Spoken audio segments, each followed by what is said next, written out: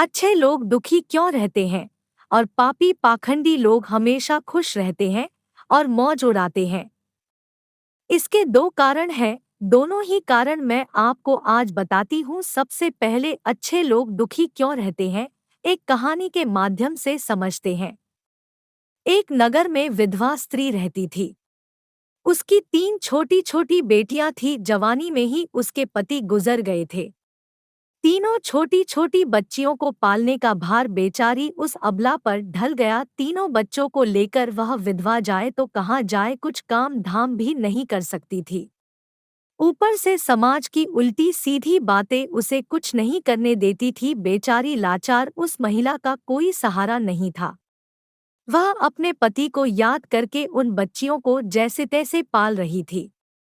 पति के गम में बीमार पड़ गई। उसे उन बच्चियों की चिंता थी कि क्या होगा, कैसे इनका पालन पोषण होगा। उन्हीं बातों को सोच सोच कर एक दिन उसकी तबीयत बिगड़ गई। उसका अंतिम समय निकट आ गया था। धर्मराज का एक दूत उस विधवा स्त्री के प्राण लेने धरती पर आया, लेकिन वहां का नजारा देख वह दुविधा में पड़ गया। उसने देखा महिला जमीन पर पड़ी हुई है और उसकी तीनों बेटियां उसके ऊपर सिर रखकर पड़ी है। यह देखकर उसको दया आ गई और वह बच्चियां अपनी माँ को रो रो कर जगा रही थी। फिर दूत ने सोचा, इनका पिता पहले ही मर चुका है। अगर मैं इस स्त्री के प्राण लेकर गया तो यह बच्चियां किसके सहारे रहेगी, कौन इनका पालन पोषण करेगा? यह सोचकर वह देवदूत और स्त्री के प्राण लिए बिना ही लौट गया। धर्मराज कहता है, तुम तो उस स्त्री के प्राण लेने गए थे, फिर खाली हाथ कैसे आ गए? तब देवदूत कहता है, हे स्वामी, मेरी गलती को क्षमा करना, मैं चाह कर भी उस स्त्री के प्राण नहीं ला पाया। अगर मेरी जगह आप होते तो शायद आप खाली हाथ ही लौट कर आते। मैं उस महिला की बच्चियों का दुख नहीं देख पाया और रो रही थी। उन्हें वहां कोई देखने वाला भी नहीं था। यदि मैं उस महिला को ले आता तो उन बच्चियों को कौन देखता, कौन उनको पालता पोषता? पृथ्वी लोक मनुष्य तो इतने स्वार्थी हो गए कि बिना मतलब के तो कोई किसी का सहारा भी नहीं बनता। यदि कोई मदद भी कर देता है तो वह बदले की उम्मीद करता है या फिर उसे अपने एहसान के नीचे जीवन भर दबाकर रखना चाहता है। देवदूत कहता है, हे स्वामी, उस महिला को थोड़ा और समय दे दिया जाए ताकि वह अपनी बच्चियों को पाल पोस कर बड़ा कर सके। देवदूत की बात सुनकर धर्मराज ने उसे डांटते हुए कहा, अरे मूर्ख, ईश्वर की बनाई गई सृष्टि में ना कोई एक क्षण घट सकता है और ना कोई बढ़ सकता है।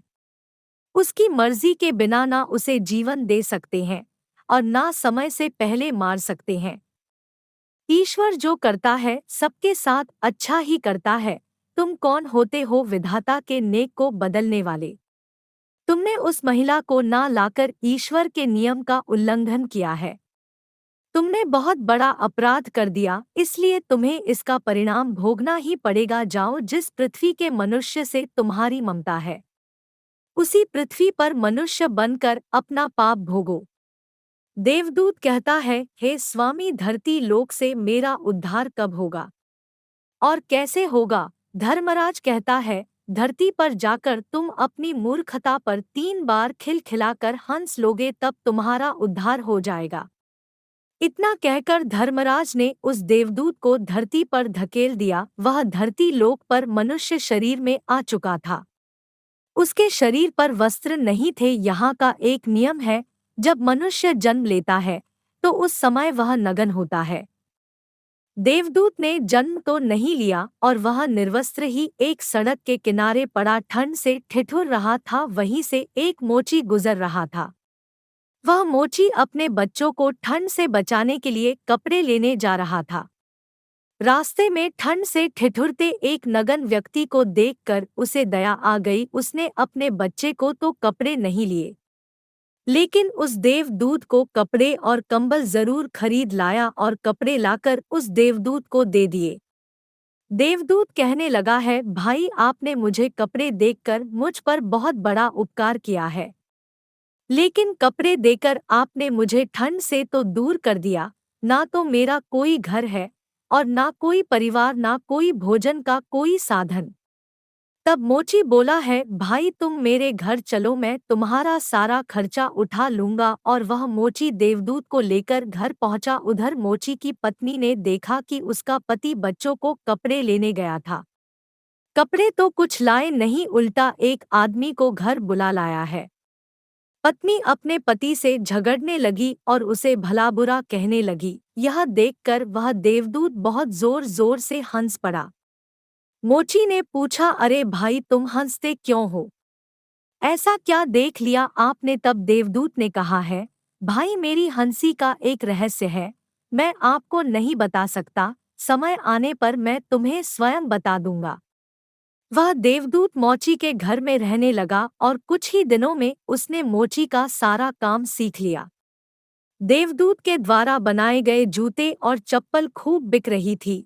कुछ ही दिनों में मोची धनवान बन गया। दूर दूर तक उसके जूते फेमस हो गए थे, यहाँ तक कि राजा महाराज तक उससे जूते बनवाने का आदेश देते थे।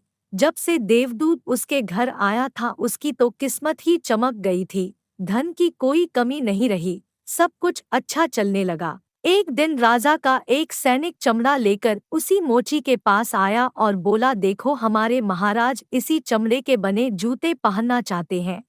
यह चमड़ा बड़ा कीमती है, तुम ठीक से इसके एक जोड़ी जूते तैयार कर दो। यह चमड़ा खराब नहीं होना चाहिए, पर ध्यान रखना इस चमड़े के जूते ही बनने चाहिए। भूल से भी इसकी चप्पल मत बना देना। राजा का सैनिक चमड़ा देकर चला गया। इधर मोची ने भी देवदूत को समझाया कि देखो राजा वाली बात है, इसमें कोई गलती ना करना, चमड़ा भी बहुत कम है, इसलिए चमड़ा खराब नहीं होना चाहिए। जूते की वह कह कर गया है तो जूते ही बनाना, गलती से यदि चप्पल बना देना तो राजा हमें कठिन से भी कठिन सजा देगा। मोची के इतना समझाने के बाद भी देवदूत ने चमड़े से चप्पल ही बनाई। चप्पल देखकर मोची की सांसें फूल गई। वह देवदूत को डांटने लगा, यहाँ तक कि डंडा लेकर उसे मारने के लिए दौड़ा। कहने लगा, अबे मूर्ख, तुझे बार बार समझाया था कि जूते ही बनाना, लेकिन तूने चप्पल ही बना दी। अब राजा हमें नहीं छोड़ेगा, तू भी मरेगा और साथ में मैं भी मारा जाऊंगा। वह हमारे पूरे घर को फांसी लगवा देगा। मोची को अत्यंत दुखी देखकर देवदूत एकदम से देखकर खिलखिलाकर हंसने लगा। मोची बोला, अबे मूर्ख, काम बिगाड़ कर अब हंस रहा है। वह देखो जूते लेने राजा का सैनिक आ गया और बोला है, मोची भाई कल जो मैं चमड़ा दे गया था उसके जूते मत बनाना, चप्पल बना देना, क्योंकि राजा साहब का देहांत हो गया है और यहाँ की प्रथा है, मरने वाले व्यक्ति को चमड़े की चप्पल पहनाकर अर्थी पर लिटाया जाता है। सैनिक की बात सुनकर मोची को ऐसा लगा जैसे मरे हुए शरीर में जान आ गई हो। इसके हाथ से डंडा छूटकर गिर गया और उसने देवदूत के पैर पकड़ लिए और उससे माफी मांगने लगा। देवदूत मोची की इस हरकत पर जोर जोर से हंस रहा था।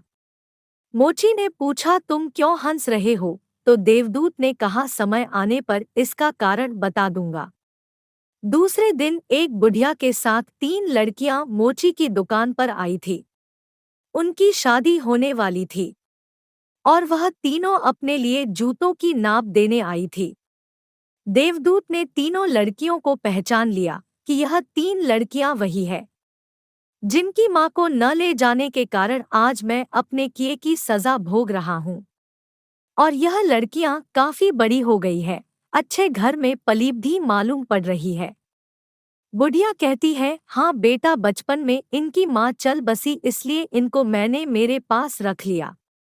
मेरे पास करोड़ों की दौलत है और दुर्भाग्य से मेरा भी कोई नहीं है, तो इनको मैंने मेरे पास रख लिया है। मैंने इनको पढ़ाया लिखाया और अब इनकी बहुत खानदान में इनकी शादी कराने जा रही हूँ।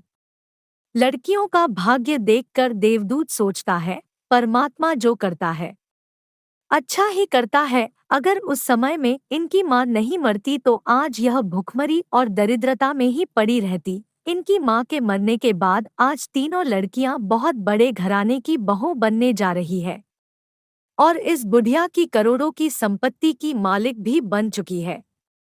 यह सब देखकर देवदूत अपनी पहले की मूर्खता को सोचकर जोर जोर से हंसने लगा। मोची ने पूछा, आप क्यों हंस रहे हो? अपनी हंसी का कारण बताओ। देवदूत मोची से कहता है, मैं एक देवदूत हूँ और अभी जो यह तीनों लड़कियां जो जूतों की नाप देकर गई है, इनके माता को लेने आया था। लेकिन उस समय यह तीनों छोटी छोटी थी, तो इन पर तरस खाकर मैं इनकी माँ को नहीं ले गया और इनके पिता का पहले ही निधन हो गया था। इस कारण मुझे धर्मराज ने श्राप देकर धरती पर भेज दिया। मैं बिना कपड़े के एक सड़क के किनारे पड़ा था, तब तुम मुझे अपने घर ले आए और उस समय तुम्हारी पत्नी तुमको खूब लड़ी थी, क्योंकि तुमने अपने बच्चों के कपड़ों के पैसों से मेरे लिए कंबल और कपड़े खरीद लिए थे। तब मैं पहली बार तुम्हारी पत्नी की मूर्खता को देखकर खूब हंसा था, क्योंकि तुम्हारी पत्नी उस लाभ को नहीं देख पा रही थी जो मेरे आने से तुम्हारे घर में होने वाला था। और दूसरी बार हंसी जब आई जब तुम राजा के जूते नहीं बना सके और तुम डंडा लेकर मेरे पीछे भागे थे। उस समय तुम राजा के बारे में सोच रहे थे, लेकिन तुमको यह मालूम नहीं था कि राजा के साथ क्या घटना घटने वाली है, जिसके कारण राजा को जूतों से अधिक तत्वों की आवश्यकता पड़ गई। हम किसी भी चीज को देखकर या सोचकर दुख मनाते हैं, जो हम उसे नहीं देख पाते वह होने वाला होता है। कई बार परमात्मा हमारी अच्छा या भलाई के लिए हमारे साथ बुरा करता है, पर हम उसे देखकर भगवान को कोसते हैं। हम उस अच्छे को नहीं देख पाते जो हमारे साथ भविष्य में होने वाला है। कई बार हमारे साथ वर्तमान में अच्छा होता है तो हम बहुत खुश होते हैं, लेकिन हम यह नहीं देख पाते कि भविष्य में क्या होने वाला है। हमारे साथ हमेशा दो तरह की घटना होती है, अच्छी और बुरी, लेकिन हमें हमेशा यह सोचना चाहिए भगवान जो करेगा अच्छा ही करेगा, यह सोचकर आगे बढ़ना चाहिए। अच्छे लोग दुखी इसीलिए रहते हैं कि अच्छे लोगों के साथ बाद में अच्छा हो सके।